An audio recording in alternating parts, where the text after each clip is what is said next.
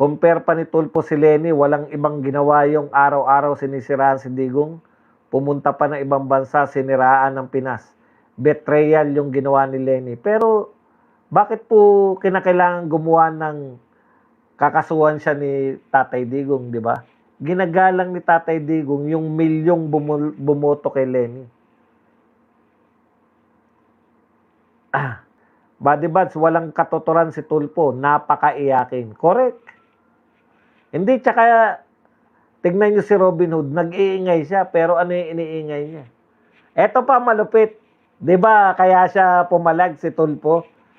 Kaya pumalag si Tulfo dahil overtime na si Robin Hood. Hindi niya lang masabi na harapan eh.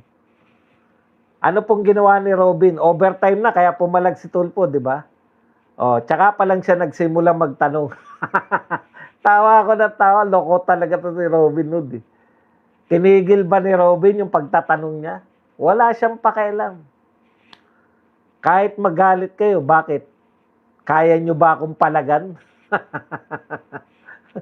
Sa totoo lang, di ba? Iba po yung mga matatapang sa Tokis, iba po yung mga katulad nila Robin Hood Padilla. Hindi na po matatawa. Kung tapang at tapang rin lang, hindi nyo na po matatawaran yung tapang ni Robin Hood. Body Buds, walang katuturan yan. 225 na nagagasto sa impeachment. Puro toke sa press conference, hindi naman sumasagot sa hearing, Body Buds. Hindi nila kaya eh. Yun na lang, pahiya siya ron eh. Tsaka siya sasagot pag nasa labas na. Dan like Sir Buds kanina pa. Madali lang kasi yun eh. Di ba? Kahit ako, kunwari, ayan, di ba? Sabi mo, mabilisan po pag sa debate. Mabilisan po. Hindi po pwede mababagal mag-isip dyan. Ako nakikita ko kagad, mabagal mag-isip eh. Malapit na ang SONA. Kasi pwede mo na sagutin kagad yun eh. Natural, bias kami.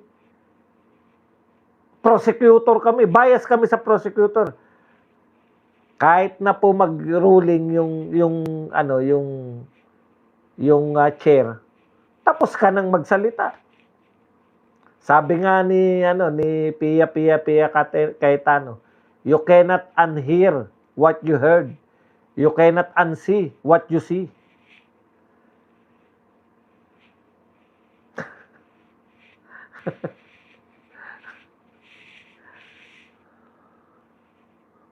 Dan like Sir Buds kanina pa.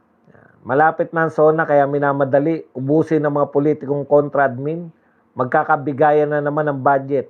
Kailangan nilang protektahan ang sarili nilang interes. Pero malapit na yung SONA, malapit na rin po yung 2028 election. Boss Buds, yung ulo ng mga Tulfo, parang lata na walang laman tapos lagyan mo ng maliit na bato at alugin para umingay. Walang katuturan eh, no? Umangal ka sa 2 minutes.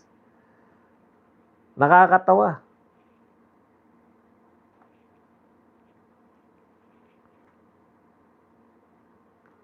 I therefore conclude lahat ng witness ay walang alam, it's a guessing game. Hindi po, may alam po sila, mga abogado eh. Ang mga wala po silang personal knowledge. Hindi po sila karapat-dapat na tumistigo. Pasensya ka na, Boss Buds, hindi sumisip-sip si late Bruce Rivera, namuno ng grupo na magpa-impeach kay Leni. Pinakamalapit na kaibigan ni BP Sara yan, nasaktan sila sa ginagawang kasinungalingan ni Leni.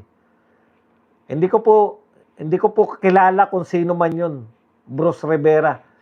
Ako po, narinig ko po yan. Hindi po yan, cabinet official po yung sa press ko ni hindi, sa Talk to the People. Iba po yung sinasabi ko, kasama po sa gabinete. Ang ginawa ni Tatay Digong doon, tinanggal eh. Hindi po si Bruce Rivera, kilala ko si Bruce Rivera eh. Hindi po siya yung tinutukoy ko na pinagalitan ni Tatay Digong. Kasi nanonood tayo ng Talk to the People ni Tatay Digong. May nag-suggest niyan, live. Alam ko hindi si Bruce Rivera yun. Tinanggal nga sa pwesto yun eh, yung nag-suggest na yun eh. Teka, baka alam pa ng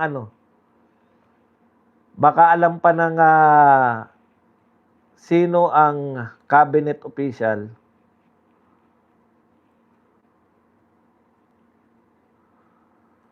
na nag-suggest kay PRRD.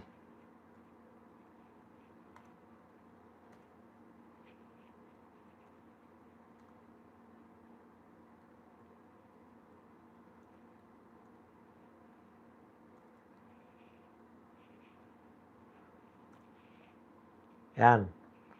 Pag-isipin natin tong mga kaibigan natin.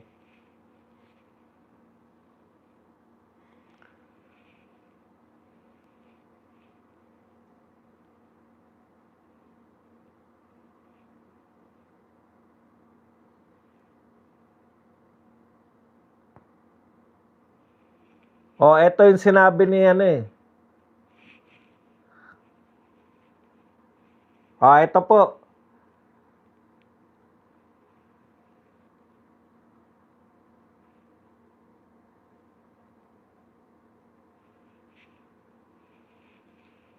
Ito po yung mga nag-suggest, no?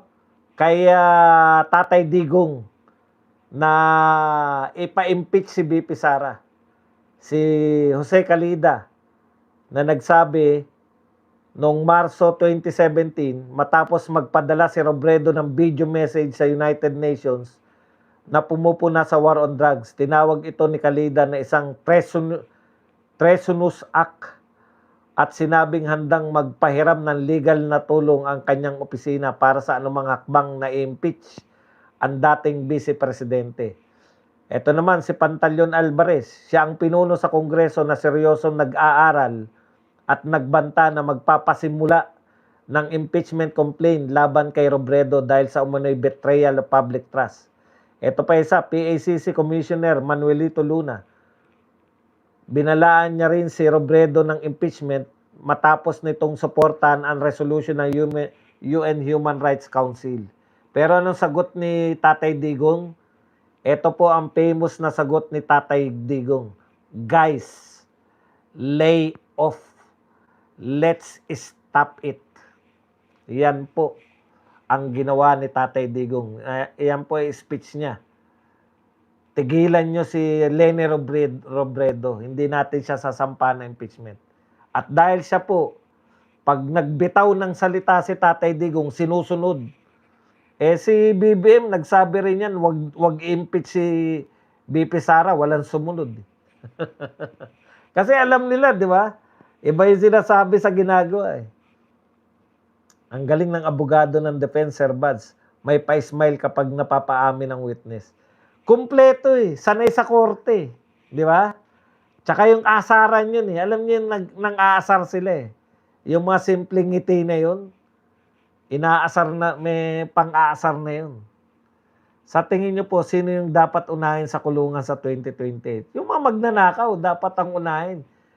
Ang dapat unahin dyan, yung mga mastermind ng flood control. Si Senator Marcoleta, ganyan din nun sa HOR. Mag-isa lang siyang lumalaban. At dahil pinapanood ka ni Senator Marcoleta, pinapanood na rin kita ngayon, Sir Badong. Team replay ng Cotabato City, pabati po, salamat. Hindi ka replay ngayon. Kapano? Naka-live ka ngayon na nanonood. Ako din, gusto ko panoorin live ni Badong kasi magaling mag-explain. Mas naiintindihan ko, medyo mabilis na din siya magsalita. Dati ba mabagal ako magsalita? Hindi. Pag mga ganun po, kulang ka sa tulog. Ngayon po ang ginagawa ko na, natutulog muna ako. Kasi bahala kayo dyan. Kung tulog na kayo na kasi pag yung antok na antok ako tapos pinilit ko pa rin na mag-vlogs, wala eh. Mabagal talaga yung pasok ng mga thoughts sa utak ko eh. Bakit din, yan. Bakit di nila kunin bilang witness si Santiago na dating NBI chief na nakasaksi noong November 23? Correct, 'di ba? NBI pala gusto nila. Baka kasi si Santiago hindi nila madidiktahan ng mga gusto nilang ipasok. Ang pinakapalpak nila ngayon, ipinasok nila si Las Cañas. Kita nyo, nalaman tuloy natin na si Las Cañas pala, pwede pala sa ICC kahit hindi tinatakan ng notaryo. Imagine niyo, pinahamak pa nyo. Tignan nyo po, dito, yung testimonya ni Las Cañas, kahit saang korte raw, hindi tatanggapin. Imagine niyo dito sa Pilipinas na pinangyarihan ng krimen, hindi tatanggapin yung testimonya. Krimen di umano, yung EJK ni Tatay Digong, hindi tatanggapin yung testimonya ni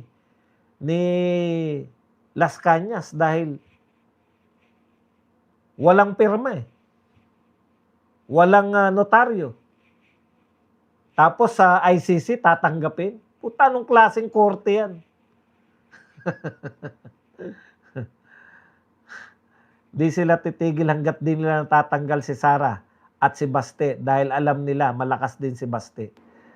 O, pati yung palpak ng confidential fund na propaganda nila dahil sa sinabi ng Matibag. Correct! Di ba? O, ang linaw po nun.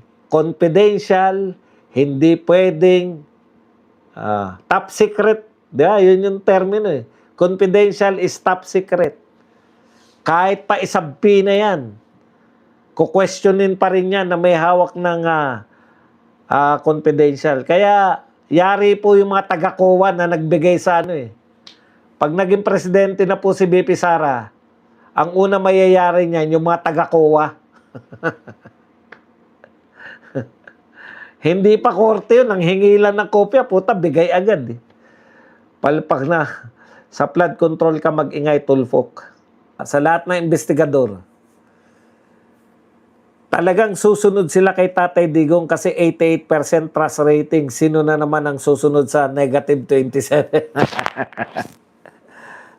Iba naman po yung motivation. Kay Tatay Digong kasi, sunod tayo rito, very popular to eh.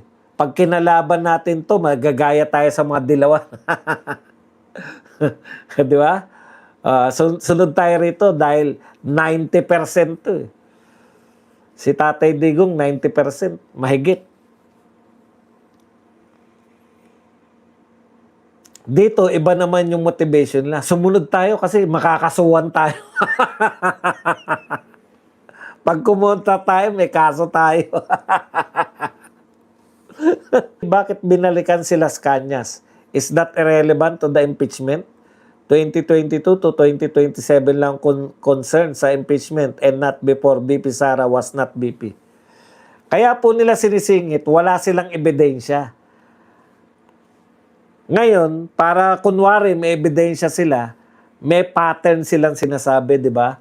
Pattern na kayang gawin ni BP Sara. Hindi po pattern ng evidence, pattern na kayang gawin ni BP Sara yung nabanggit niya na ipapatay mo si ganun.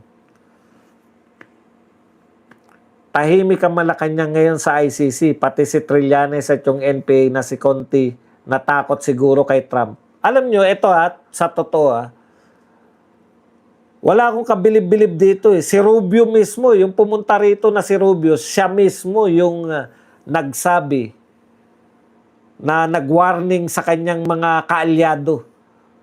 Kaya ang Amerika talaga hindi yung hindi yung in general eh. Sinasabi niya galit siya sa ICC dahil yung sa kanya. Ito tahasan, imposibleng hindi nila alam yan. Malakas po ang intelligence ng Amerika. Alam nila lahat nagaganap dito sa Pilipinas. Despite, alam niyo yun, pag may pakinabang ka sa kanya, pag may pakinabang po yung leader sa kanya, magano yan magpipikit mata.